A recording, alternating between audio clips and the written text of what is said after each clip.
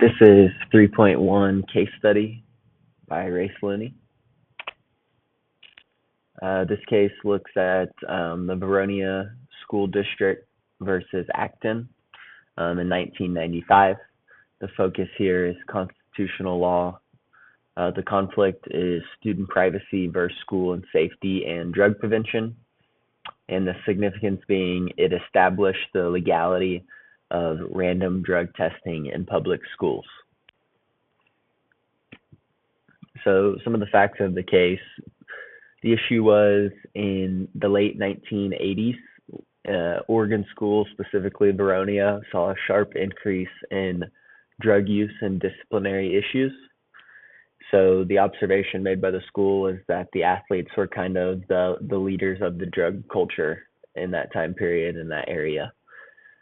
So the policy the district put into place was that student athlete drug policy, which required random drug tests for anyone participating in interscholastic athletics.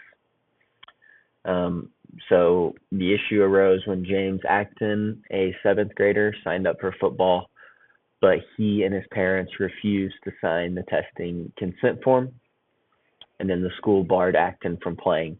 Following that, the family sued. The plaintiff argued that it was a privacy violation. So they stated that the Fourth Amendment protects citizens against unreasonable searches. Obviously it does, but in this case, they stated that a drug test is a search of the body. And then they noted that there's a lack of suspicion, meaning that the school had no reason to believe that James was using drugs, therefore there was no need for him to be drug tested. And then they claimed it was intrusive. They said that the act of providing a urine sample was an invasive violation of a student's personal privacy. On the contrary, the defense argued that athletes already have a lower expectation of privacy, meaning they go into locker rooms, they have to take a physical to play. A number of things go into that, whereas a student athlete may not get the same privacy behaviors that a regular student would. So some of the safety concerns: obviously drug use increases the risk of physical injury during sports. Example of that would be a player under the influence getting injured during practice because they didn't have their normal mental capacity to make good decisions. And then the duty. The school obviously has a duty to maintain a safe, drug-free learning environment and to deter drug use among students. So the defense felt like this was just a basic practice to ensure the safety of all their students throughout the district. The court's findings. So initially, the district court sided with the school.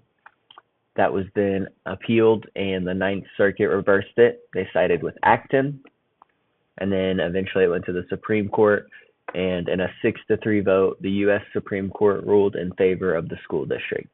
So the logic there was that because the search was random and not used for criminal prosecution, it was only for school eligibility, it was a reasonable search under the Fourth Amendment. So essentially what they're saying there is anything found in this drug test could not be taken and used against them in terms of lawfulness. It could only be used for school eligibility. The relation here to the 14 legal duties, the duty to supervise probably being the first one. So part of supervision is just ensuring that students and athletes are safe. And in order for them to be safe, you have to be in the right physical and mental state to compete. Following that, you have the duty to condition properly. Drug use certainly negatively affects an athlete's physiological condition and puts them at risk during play. There's no doubt about that. And then the duty to plan. So the school district put in a policy that was a formal plan that addresses foreseeable danger. So the opposite of that would essentially be not having a plan in place for drug use, and then someone does get hurt because they were using drugs, And so therefore they didn't plan correctly in order to prevent um, danger in that scenario. Administrative implications. So policy-wise, you must have a written board-approved drug policy before you ever try to test a student. So it can't be a situation where you see a kid walking down the hallway and then you just decide, well, he looks like he might be under the influence, therefore we are going to random drug test him. There has to be something written in place that everyone's aware of and consents to before the fact. Implications.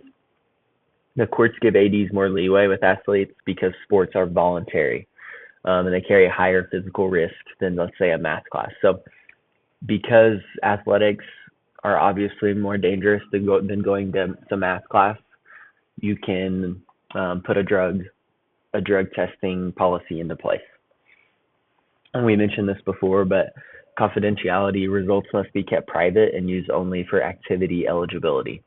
So never handed over to the police for criminal charges.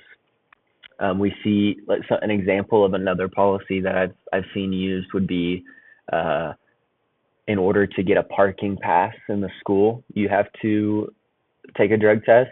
And there's many other ways that schools have implemented them, but that is just an example of one. And honestly, I think it's probably drug testing is certainly, I wouldn't say necessary, but not a bad thing at all in schools. And I think it only keeps our students more safe.